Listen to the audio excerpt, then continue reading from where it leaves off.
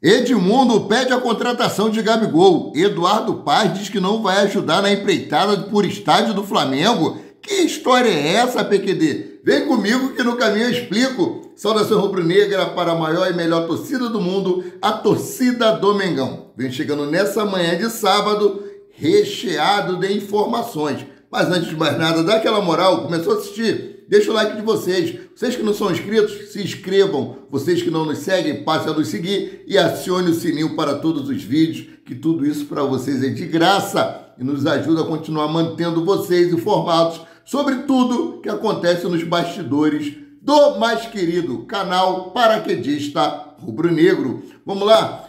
O elenco do Flamengo terminou ontem o penúltimo treino antes do jogo com o Vasco da Gama amanhã. É isso aí. E o Tite esboçou mais ou menos o time que deve vir a campo contra o fiasco da Gama, né, pelo Campeonato Brasileiro. E o último treino é hoje. Hoje o Tite irá realmente definir se realmente é aquele esquema que ele utilizou ontem, os jogadores que estão aí cotados para serem titulares. O elenco se reapresenta às 9 horas da manhã no CT Ninho do Urubu para o último treino desse confronto importantíssimo. Confronto esse que pode fazer o Flamengo chegar à liderança do Campeonato Brasileiro. Isso é muito importante, né? Principalmente por causa da paralisação entre aspas. Alguns jogadores do Flamengo serão cedidos para a seleção chilena e seleção uruguaia por causa da data FIFA. Então o Flamengo tem que pontuar, o Flamengo tem que criar uma gordurinha. Eu falei isso lá atrás.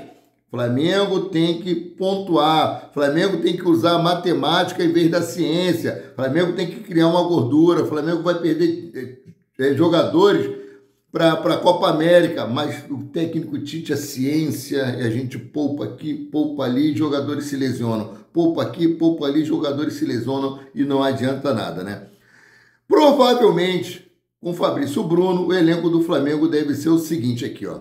Goleiro Agostinho Rossi. Na defesa aí nós teremos Guilherme Varela na lateral direita, Fabrício Bruno e Léo Ortiz fazendo a dupla de zaga. Reeditando aí a dupla de zaga que era do Red Bull Bragantino. Na lateral esquerda teremos Matias Vinha. Matias Vinha que, olha, gosto muito do futebol do Matias Vinha, cara. E toda vez que ele entra, o primeiro jogo dele, lá no início, ele estava um tanto quanto perdido e tal, mas depois ele começou a se soltar. O cara, ó, pedra 90, só enfrenta quem aguenta. Os meia, Alan, né? Pela montagem do time ontem, né? O Eric Pulgar continua no banco de reserva, tá vindo de lesão, tá sem ritmo de jogo, acho que ele não quer cometer o mesmo erro que cometeu com o Bruno Henrique, colocar o cara sem ritmo de jogo, e deu no que deu, né? Nicolás de la Cruz, o nosso Noé, que carrega esse time do Flamengo nas costas, Jordian de Arrascaeta, adoro o Jordian de Arrascaeta, mas ele não está bem fisicamente já há algum tempo. No ataque nós temos Gerson, Everton Cebolinha e Pedro. Pedro queixo de cone. Rapaz, o Pedro fez uma cirurgia no queixo para diminuir o queixo. Eu não vi diferença nenhuma não, né? Mas vamos lá. Esse jogo contra o Vasco e o Flamengo aí traz uma grande freguesia do Vasco da Gama. O Flamengo tem quase 80% de aproveitamento nos últimos 20 jogos contra o Vasco. Nesse período, o Flamengo balançou as redes do fiasco da Gama 40 vezes e o fiasco da Gama balançou as redes do Flamengo apenas 19 vezes. Ou seja, é mesmo freguês ou não é freguês? Respondam aí, vocês vascaínos que nos seguem aí. Tem muitos vascaínos que nos seguem aí. Um abraço para todos os meus queridos amigos vascaínos. Rivais sim, inimigos nunca. E hoje completa 55 anos do voo do Urubu no Maracanã. Rapaz, eu vou deixar aí um trechinho dessa matéria com vocês nesse vídeo muito legal para vocês recordarem aí, né? Foi no estadual de 69, Flamengo e Botafogo.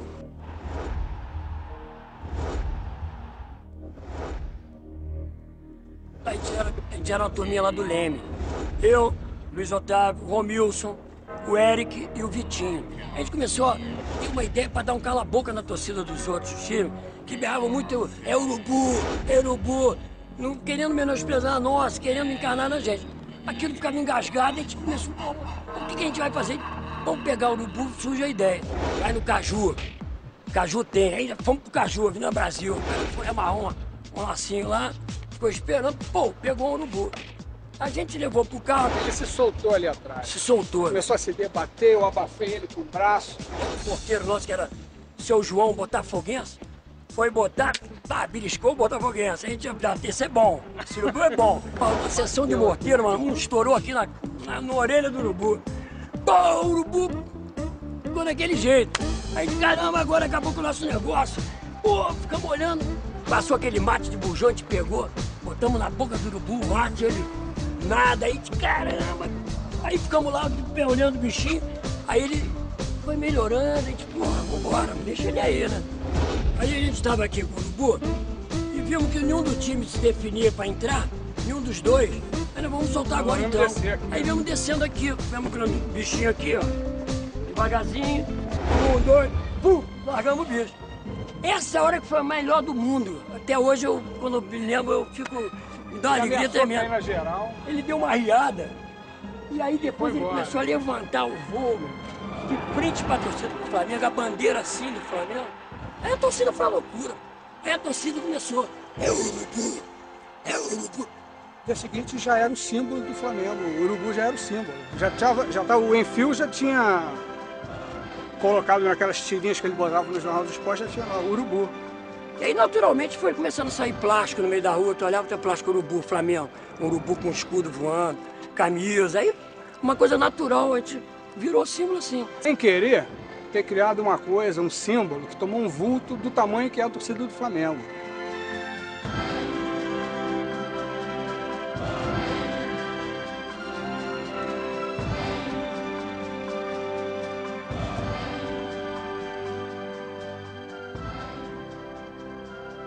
Bom, voltando aqui, espero que vocês tenham gostado, muito maneiro, né? Desde 1969, eu não tinha nem um ano de idade, que eu nasci em agosto, né? Bom, calendário do Flamengo para esse período, eu vou trazer para vocês, ó. Calendário apertado, são 7 jogos seguidos aí, ó. Primeiro começa agora no domingo, Vasco e Flamengo, dia 2 de junho. Aí depois vem Flamengo e Grêmio, numa quinta-feira, no dia 13 de junho, às 20 horas, no Maracanã. Aí depois vem Atlético Paranaense e Flamengo, no domingo, dia 16/6, às 16 horas, na Liga Arena, pelo Brasileirão. Flamengo e Bahia, numa quinta-feira, dia 20 de junho, às 20 horas, no Maracanã, pelo Brasileirão. Fluminense e Flamengo, no domingo, dia 23 de junho, às 16 horas, no Maracanã. Esse horário das 16 horas é maravilhoso. Você almoça em casa, vai para o Maracanã, consegue chegar em casa no bom horário por causa das conduções, trem, metrô, ônibus. Então, assim, é um horário excelente esse das 16 horas, né? Juventude e Flamengo, numa quarta-feira, dia 26 de junho, às 20 horas, lá no Alfredo Jaconi, pelo Brasileirão. E Flamengo e Cruzeiro, domingo, dia 30 de junho, às 18 horas e 30 minutos, no Maracanã, também pelo Brasileirão, né? O Campeonato Brasileiro parou aí por 2 rodadas por causa da catástrofe que assolou aí os nossos irmãos do Rio Grande do Sul, né? Ou seja, todo mundo sendo solidário com o futebol do Rio Grande do Sul, mas eles não têm solidariedade entre eles, não. Porque o Internacional quer que o jogo contra o Grêmio, o Grenal, seja no estádio do Internacional. Já o Grêmio queria que esse jogo fosse realizado em estádio neutro, porque o Grêmio não tem condições de receber jogos ainda na Arena do Grêmio. Olha só, todo mundo solidário com eles, mas a solidariedade entre eles mesmo não existe, né? Então, isso aí é problemas que eles se resolvem só para trazer aqui a luz do conhecimento, né? Então, vamos mudar aqui de assunto. Oscar será jogador do Flamengo em julho, diz site chinês. Lembrando que esse site Sohu foi o que trouxe lá atrás que o Flamengo estava querendo, em 2019, o Flamengo estava querendo contratar Oscar. E agora eles estão cravando que a partir de julho, quando abrir a janela de transferência, o atleta será do Flamengo. De acordo com o site chinês Sohu, o meia será jogador do Mengão a partir de julho. Além disso, o portal garantiu quando será a despedida do atleta da Superliga Chinesa, em pouco mais de um mês. A possível data de despedida de Oscar, segundo a imprensa chinesa, será no dia 12 de julho, quando o Shanghai Port da China, time do meia brasileiro, encara o Beijing Gohan da China também pela Superliga Chinesa. O confronto acontecerá às 8h35, horário de Brasília.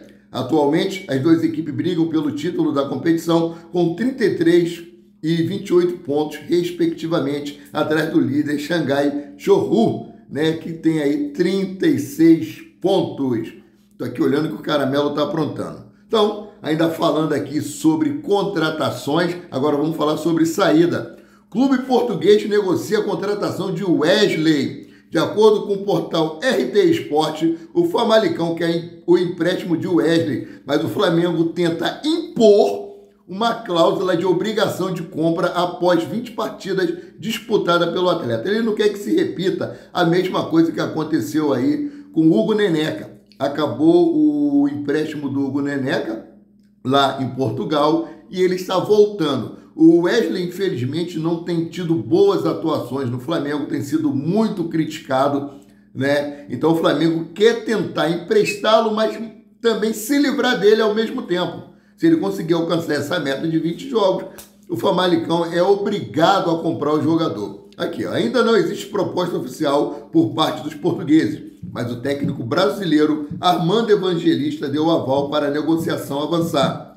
Sem espaço, o Wesley foi mantido no elenco do Flamengo para a temporada de 2024.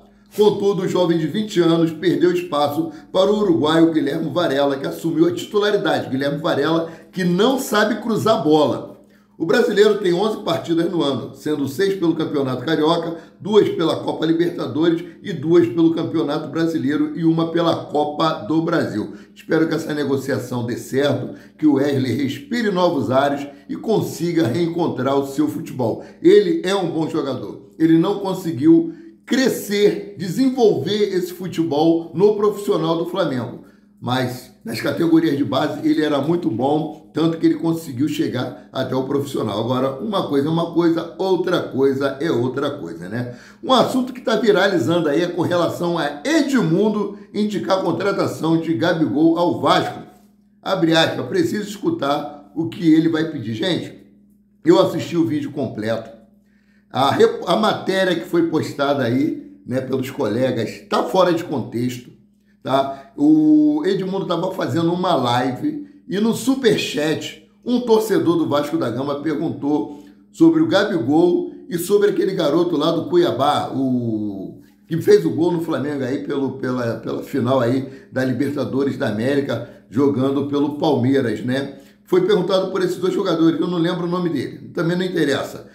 Aí o Edmundo falou que, primeiro sobre esse jogador, que vai ficar livre no mercado, que ficaria fácil de contratá-lo, entre aspas, porque seria só a questão salarial, não teria que pagar nada ao clube, né, que detinha os direitos econômicos do atleta. E ele entrou no assunto do Gabigol, brincou aí sobre o Gabigol, que está jogando com a camisa 99, que poderia colocar agora a camisa da Uber, para gerar polêmica, mas ele falou isso em tom de brincadeira, porque ele ainda defendeu o Gabigol, ele achou que foi exagerado o que fizeram aí, as críticas sobre ele com relação a ele ter colocado a camisa do Corinthians. Estou trazendo aqui dentro do contexto, mais ou menos, fazendo um resumão. E com relação à contratação de Gabigol, ele falou que o Vasco não tem dinheiro. Ele foi bem claro, falou o Vasco não tem dinheiro. Nós ainda não conversamos sobre isso, ou seja, ele, Pedrinho, não conversou sobre isso. E no final ele disse que poderia sim conversar com o Pedrinho, né, porque ele ficando livre no mercado daqui a 2 meses, entre aspas, podendo assinar um pré-contrato com qualquer clube, o Vasco poderia sim sondá-lo, mas foi tudo assim, respondendo a um seguidor da página lá do canal do Vasco da Gama. Então aqui, ó. Gabigol está prestes a ficar livre para assinar um pré-contrato e o nome do jogador virou assunto no Vasco. Ídolo do rival, Edmundo pretende conversar com o amigo Pedrinho, presidente do clube, para estudar a situação do atacante. Abre aspas para o que disse Edmundo aqui, ó.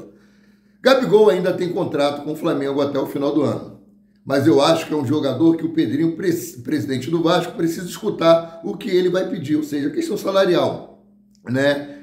Caso não renove com o Flamengo, se o Flamengo não renovar com o Gabigol daqui a 2 meses, qualquer time vai poder assinar um pré-contrato com ele. Vejo com bons olhos ele no Vasco. A gente não falou sobre ele ainda, disse Edmundo ao site Net Vasco. Ele estava respondendo a um superchat de um seguidor que fez a pergunta sobre Gabigol. Ele não entrou no assunto, ele próprio não entrou no assunto do Gabigol, tá? Agora, outro vídeo que está viralizando aí é do prefeito Eduardo Paes, que ameaça o Flamengo, se ganhar do Vasco domingo, não ajudar aí nas negociações pelo terreno.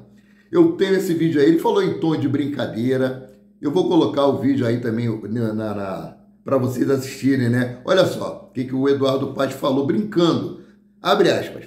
Os caras estão achando que eu vou dar estádio para eles. Não, isso aqui eu já corto logo. Ele não vai dar estádio para ninguém. O Flamengo está negociando com a Caixa Econômica e vai pagar a Caixa Econômica Federal, tá? E se ele desapropriar a área do gasômetro, eles vão ter que pagar, a Prefeitura vai ter que pagar a Caixa Econômica Federal e, mediante isso aí, o valor que a Prefeitura pagar a Caixa, o Flamengo teria que pagar a Prefeitura do Estado, a Prefeitura, né? Então, aqui, seguindo.